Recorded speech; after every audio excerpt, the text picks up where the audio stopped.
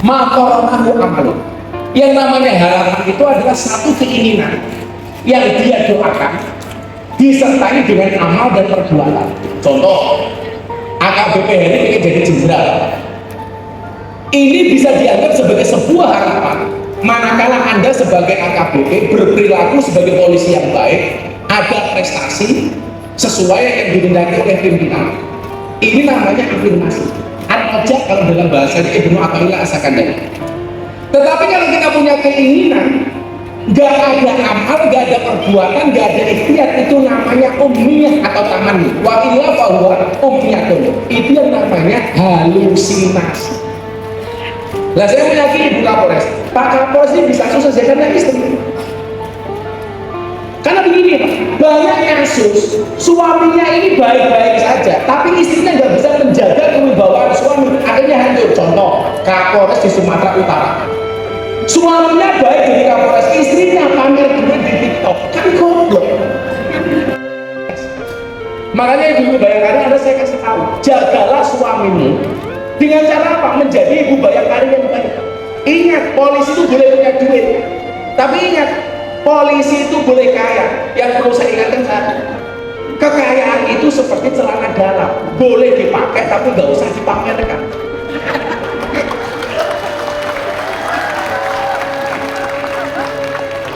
Yang suka pamer celana dalam itu satu, Superman, kan goblok. Kenapa? Badannya besar, bajunya es, kan goblok. Pakai celana dalam di luar, tambah goblok. Yang paling goblok siapa? Yang nonton Pak. Tahu yang goblok kenapa ditonton?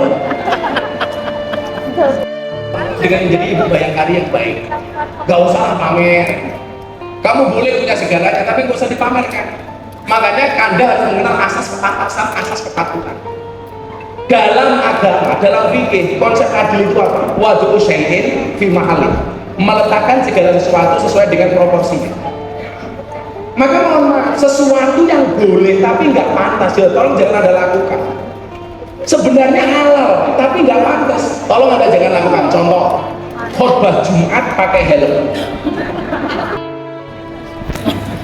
nggak pantas. Ya sama tadi aja, Pak Haji umpamanya kaya, punya jam tangan banyak, kanan kiri pakai jam tangan semua, boleh. Tapi kayak kok Ji, bener jangan.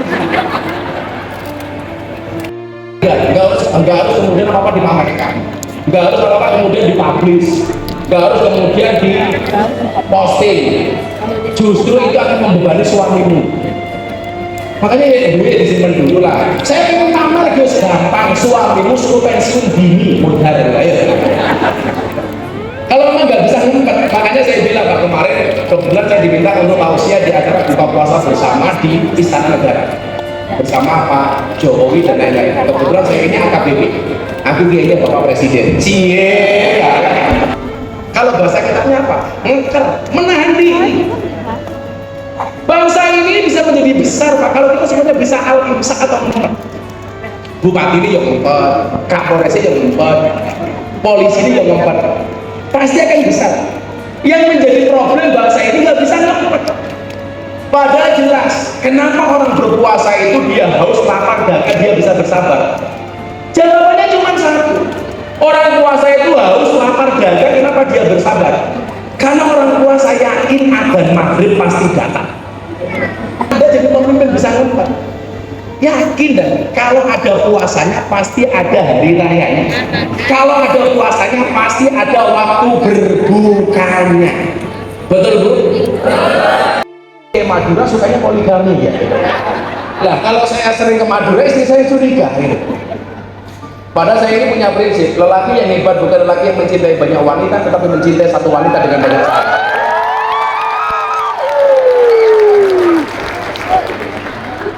Saya harus ngomong seperti itu kenapa? Karena banyak mata-mata Pak. Itu kalau Kapolres, kalau Pak Dandim insya Allah lebih parah.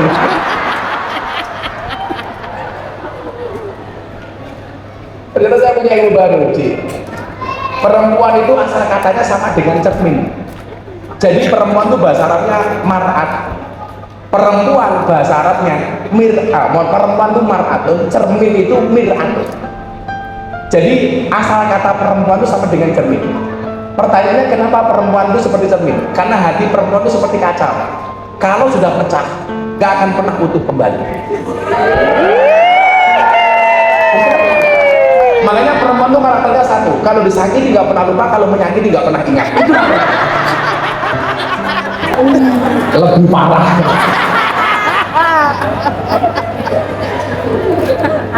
Sallu ala Nabi Muhammad. Balik ke soal kerukunan tadi. Waktu itu Abdul Lutfi bilang sama saya begini, tahun 2009, Le, kamu besok akan menemukan satu masa di mana bangsa Indonesia ini akan dihancurkan. Bagaimana caranya? Pengen menghancurkan Indonesia itu gampang. Caranya dengan menghancurkan Nahdlatul Ulama. Saya waktu itu mikir, masa bisa Nahdlatul Ulama dihancurkan? Ada upaya ke sana. Saya tanya, bagaimana upaya ikhtiar untuk menghancurkan Nahdlatul Ulama? Oh gampang ya. Pengen menghancurkan Indonesia dengan cara menghancurkan Nahdlatul Ulama. Pengen menghancurkan Nahdlatul Ulama, caranya bagaimana? Dengan cara adu domba, kiai dengan kiai, kiai dengan habaib, habaib dengan kiai. Itu Habib itu sampaikan tahun 2009. Makanya saya jadi ingat sabda baginda Nabi Muhammad SAW, ittaqu firasyatal mu'min fa innahu yang dulu binurika. Dan ternyata 2009 itu disampaikan terjadi sekarang. Bagaimana kemudian hari ini kita disuguhkan dengan fenomena saling serang antara kiai dengan habaib. Kalau saya secara pribadi punya prinsip begini, saya meyakini duriannya Kanjeng Nabi itu masih ada. Apakah benar habaib itu duriannya Kanjeng Nabi? Saya jawab, wallahu a'lam bishawab. Tetapi dengan para duriannya Nabi, saya sepakat dengan makalahnya Sayyid Abdullah Al-Haddad. Wa ala kafatil muslimin ayat taqidu hubba yuqiruhum wa yu'adimuhum bi ghairi israfin wala huluwin. Dan terhadap duriannya Kanjeng Nabi, hormati mereka, sayangi mereka, cintai mereka tanpa harus berlebih-lebihan. Itu perintahnya Sayyid Abdullah Al-Haddad. Takriman wa takdiman wa mahabbat. Saya tetap mencintai mereka, menghormati mereka, menyayangi mereka. Kalau seandainya besok di akhirat mereka diputuskan oleh Allah, yang saya anggap Habib di duriannya Kanjeng Nabi ternyata bukan, pertanyaan saya, rugi saya di mana? Salah saya di mana? Gak ada ruginya, gak ada salahnya.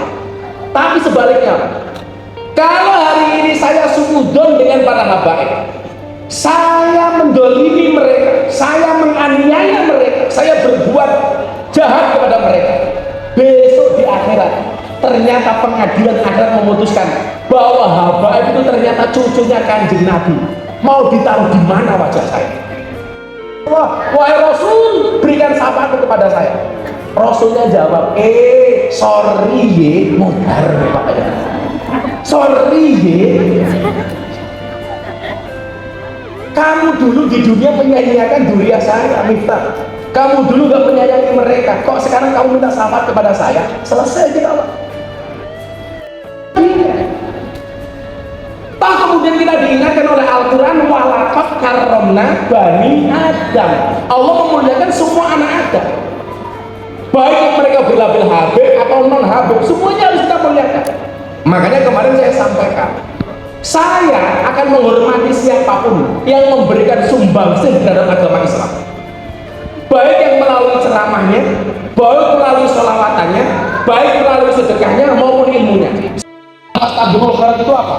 Menjadi yang terbaik di posisi masing-masing. Jadi nggak bisa kemudian Pak Tabungul Khairat, Pak Bupati sama Pak Kapolres bersaing dalam satu posisi, nggak bisa. Tetapi menjadi yang terbaik di posisi masing-masing. Kapolres menjadi yang terbaik posisinya sebagai Kapolres. Pak Dandim sama Pak Kajati sama Pak Bupati menjadi terbaik di posisinya, bukan rebutan. Nah, saya akan memberikan sumbangsih kepada semua orang yang memberikan sumbangsih kepada agama ini.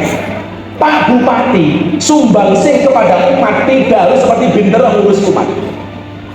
Tapi bagaimana kemudian pas tabibul khorat Pak Bupati ini adalah memberikan penghargaan kepada para pinter, mereka diperhatikan, itu bagian dari pas tabibul khorat.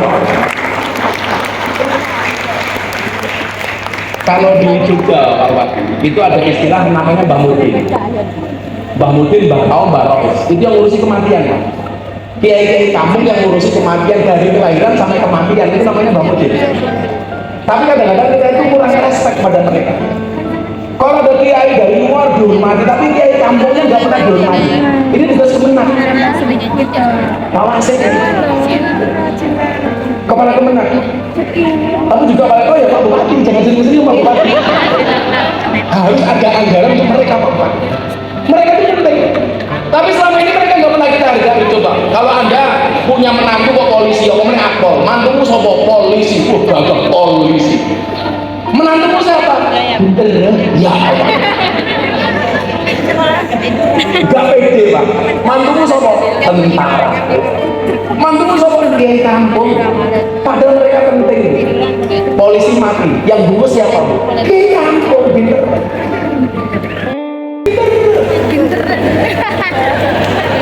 Bupati mati, yang bungkus siapa? Pinter. Pinter mati, bungkus sendiri Pak.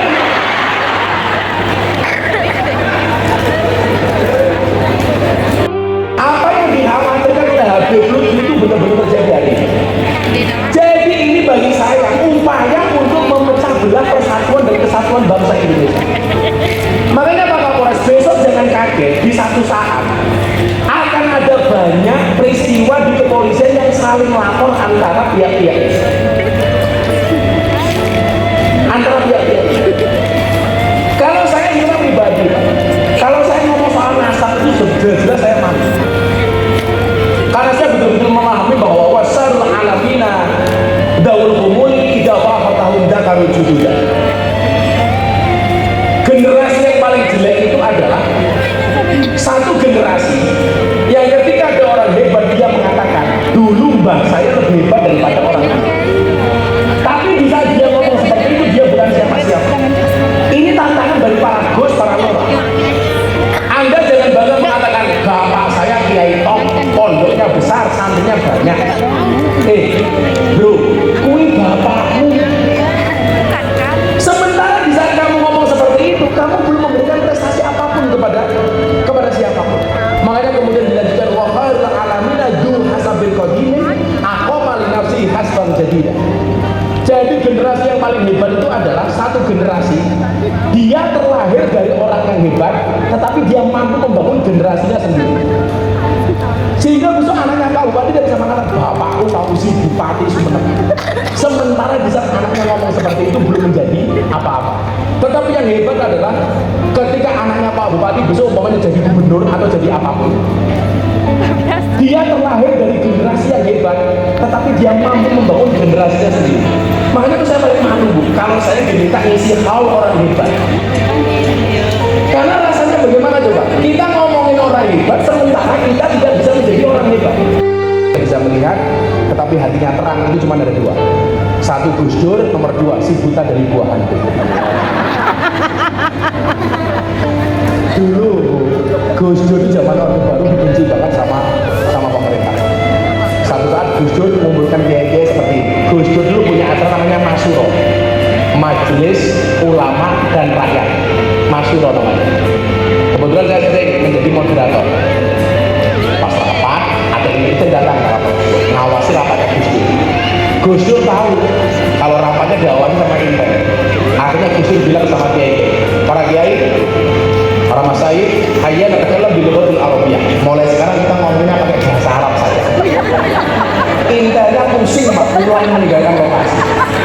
Begitu ditanya sama komandannya, intern, apa tadi hasilnya rapat Gus Dur dan para kiai? Intern yang jawab, aman komandan. Gus Dur dan para kiai hanya saling mendoakan. Maka Bapak ya saya lihat kan, strike culture ini dalam bentuk macam-macam, dalam bentuk budaya Pak. Bagaimana kemudian hari ini kita lebih bangga menggunakan budayanya orang lain dibandingkan budaya kita sendiri. Makanya di Madura itu kayak Karamasari itu tetap harus dijaga. itu bagian dari muhafadah al-qadim. Persoalan soleh tidak soleh itu urusan nanti. Karena selalu saja ketika berbicara budaya orang mengatakan ini bertentangan dengan agama dan lain sebagainya. Ini perlu dimuhafadah, perlu dijaga. Makanya tadi saya tanya Pak Bupati pakai belangkon. Hari ini kita belajar coba dari masalah belangkon. Apa bedanya belangkonnya orang Madura sama belangkonnya orang Jogja? Belangkonnya Kasunanan, Solo saja, Surakarta dengan Jogja itu beda. Bedanya di mana satu? Kalau orang Solo Pak Kapolres itu bikin belangkon itu nggak ada bendolnya itu. Orang Jogja ada bendolnya di sini. Ternyata filosofi. Kenapa orang Jogja bikin belangkon bendolnya di belakang? Karena penyesalan itu tempatnya di belakang. Penyesalan tempatnya di belakang. Karena kalau di depan namanya pendaftaran. Yang ada. Contoh soal berpakaian umpamanya. Kenapa tadi saya kasih contoh belangkon? Muhammad bin Salman itu meratifikasi perjanjian antara Syekh Abdul Wahab dengan Syekh As-Saud. Saat itu ada perjanjian, Syekh As-Saud memegang kendali politiknya dalam bentuk Al-Mamlakah Saudil Arabiyah, sementara Syekh Abdul Wahab itu memegang kendali beragamanya. Maka kenapa kemudian di Arab Saudi identik dengan Wahabi? Perjanjian munculnya Muhammad bin Salman meratifikasi konsensus antara Syekh Abdul Wahab dengan Syekh As-Saud dengan menyatakan bahwa konsensus itu sudah tidak berlaku hari ini. Makanya kalau Anda lihat di Arab Saudi sekarang, mereka jauh lebih terbuka. Saya itu makan di restoran Cina, Mat'amus Cina, hanya menggunakan jilbab. Kita nggak perlu ikut-ikutan itu Pak. Tapi maksud saya begini, ketika saya Amerika melihat berkiblat kepada Indonesia, lucunya apa? Di saat yang sama orang Indonesia soal fashion nyontoh Arab. Yang orang Arab sudah melepas niqab, melepas jilbab, cewek-cewek Indonesia mulai menggunakan niqab. Pertanyaannya kenapa ini terjadi? Karena kita nggak pernah bangga dengan budaya kita sendiri. Contoh lagi Mama, saya itu kan sering banget ke Hongkong ngaji sama Mbak Kungyan. Kungyan itu asisten rumah tangga. Dari Pamekasan, dari Sumeneb berangkat ke Hongkong masih pakai jilbab. Begitu di sana mulai ngefans sama artis K-pop, sekarang jilbabnya dicopot, pakaiannya mengikuti Lisa Blackpink. Sudah mulai terbuka. Kalau dulu ada celana Hawaii di atas jengkol, sekarang wahai, karena dulu banget Pak wahai. Lah kalau Lisa Blackpink Pak Wasit pakai pakaian seksi ya pantes Pak. Bodinya bagus, kakinya mulus. Lah cewek Sumeneb ya Allah. Apresiasi Cak Percik ketika membuat lagu Jawa Tingkir Membedawan. Walaupun bagi sebagian kiai mengatakan itu menghina Jawa Tingkir. Jawa Tingkir dibikin lagu Jawa Tingkir Membedawan. Saya bilang menghinanya di mana? Apa salahnya dengan Jawa Tingkir Membedawan? Karena saat itu adanya cuma kopi, degan, sama dawet. Dan tiga-tiganya di sini nggak ada. Kopinya juga nggak ada. Dawetnya juga nggak ada.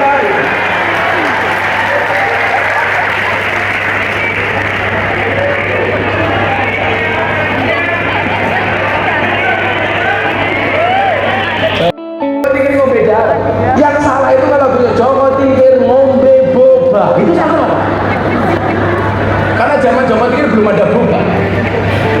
Maksud saya apa? Justru lagu itu kemudian mengajarkan kepada kita mencintai produk bangsa Indonesia. Sekarang coba ibu dengan faktor budaya. Kalau dulu Pak Bupati kita diserang umpamanya perbedaan antara NU dan Muhammadiyah. Apalagi orang Madura itu agamanya bukan lagi Islam tapi NU. Pokoknya kalau udah dengan masalah NU ini fanatiknya luar biasa.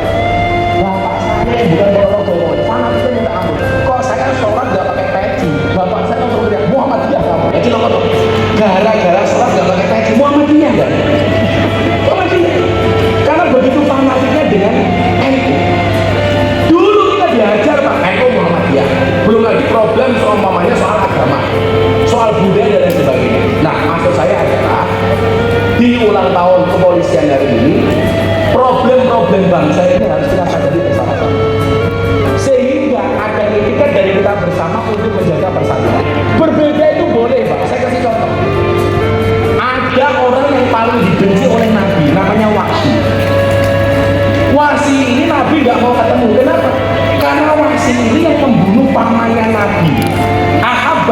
Sayyidina Rasulullah Sallallahu Alaihi Wasallam. Namanya siapa Pak? Sayyidina Hamzah, dibunuh sama Wasi. Makanya Nabi itu gak pernah mau ketemu sama si Wasi. Satu ketika ternyata Wasi ini tobat masuk Islam. Makanya kenapa kita dengarkan laqad kana lakum bi Rasulillah uswatun hasanah liman kana yarjullah wal yawmal akhir. Karena bisa jadi bapaknya preman, anaknya bisa menjadi kiai. Yang dulunya dia nakal menjadi bertobat. Ini Wasi kemudian masuk Islam. Apakah Nabi menolak keislaman Wasi? Enggak, tak diterima. Jangan sering ketemu dengan Nabi. Maksud saya apa? Melihat kebenaran itu bahkan dari orang yang kita benci sekalipun, ketika ada kebenaran, ya wajib kita akui. Yang menjadi problem bangsa ini apa? Begitu kita berbeda pendapat, seolah-olah kita musuh. Orang yang berbeda dengan kita, seolah-olah itu musuh kita. Pak Kiai, saya pernah berantem dengan Ustadz Khalid Basalamah gara-gara wayang. Gara-gara wayang. Karena Ustadz Khalid Basalamah mengharamkan wayang, sementara saya pendukung budaya wayang. Orang bilang ini kita musuh sama Khalid Basalamah. Begitu ketemu di Arafah, tenda kita hukum itu jejer Bu. Ini tenda saya, sampingnya tendanya Ustadz Khalid Basalamah. Begitu beliau keluar dari tenda, saya datangi, saya peluk.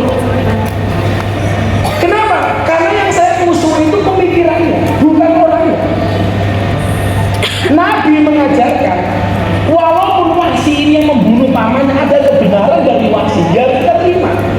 Jangan kemudian kita memonopoli kebenaran itu sendiri, memonopoli kebaikan. Ada orang Arab Badui itu masuk ke Masjid Nabawi, tahu-tahu kencing di dalam masjid. Ini kan ceritanya masyhur, kencing sih. Kalau orang dulu masuk masjid kencing itu sebenarnya masih bisa diterima dengan logika. Kenapa? Karena masjid zaman dulu itu hanya satu tempat sajadah yang judul masjidan, ismul makan, yang tidak ada temboknya, belum ada atapnya. Makanya kenapa dulu zaman Nabi ada pohon kurma di dekat mimbarnya Kanjeng Nabi, karena memang belum ada batas, belum ada temboknya. Ini kencing Bu. Semua sahabat yang melihat Badui ini kencing semuanya marah, semuanya melaknat. Satu-satunya orang yang tidak melaknat si Badui hanya Kanjeng Nabi Muhammad Sallallahu Alaihi Wasallam. Nabi memerintahkan tolong air kencingnya dibersihkan. Begitu dibersihkan selesai, Badui ini mengangkat tangannya, kemudian dia berdoa. Doanya Badui ini apa? Allahumma arhamni wa Muhammadan wa la tarham ma'ana ahadan. Ya Allah, berikanlah rahmat dari kasih sayangmu hanya kepadaku saja dan kepada Nabi Muhammad, tidak untuk yang lain ya Allah. Mendengar doanya Badui, Nabi marah. Laqad tahajjata wasi'an. Kalau begini caranya kamu mempersempit rahmatnya Allah. Seolah-olah yang benar mendapatkan rahmatnya itu hanya kita saja, sementara orang lain tidak. Dalam konteks kebangsaan, kita nggak boleh seperti itu. Seolah-olah yang mendapatkan rahmat di bangsa ini hanya pemilih 02, yang 01 enggak umpamanya. Itu nggak boleh Pak. Apalagi 03 umpamanya sih, umpamanya. Saya itu Pak Bupati. Orang itu kalau sudah senang, sejelek apapun, tidak akan pernah nampak kejelekannya. Tetapi kalau sudah benci sebaik apapun, tidak akan pernah nampak kebaikannya. Kita harus berani jujur, bahkan dengan musuh kita sekalipun. Kalau Anda benar, walaupun Anda musuh saya harus berani mengakui kebenaran Anda. Dan kalau Anda salah, walaupun Anda teman saya harus mengatakan Anda orang yang salah. Ini menjadi mahal Pak Bupati. Makanya ketika pemuda ini berdoa Allahumma arhamni wa Muhammadan wa la tarham ma'ana ahadan, langsung ditegur oleh Kanjeng Nabi. Kalau caramu seperti itu mempersempit rahmatnya Allah. Makanya saya senang dengan wira-wirinya Pak Kapolri dengan Panglima TNI. Kemudian dua-duanya sahabat saya. Ini sehingga menunjukkan apa? Polisi dengan tentara akur. Saya yakin antara polisi dengan tentara ini pasti beda pendapat dan juga beda pendapatan. Mosok kelasnya bupati incumbent numpang.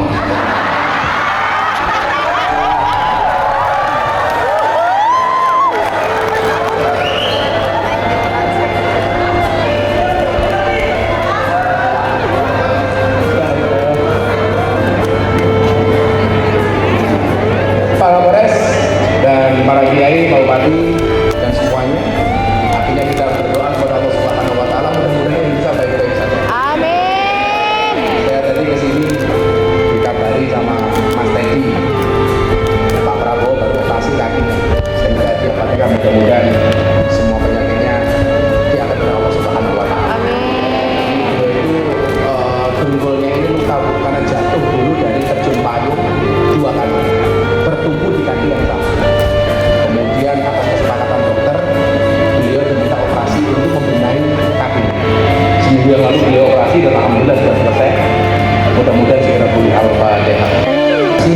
Assalamualaikum warahmatullahi wabarakatuh.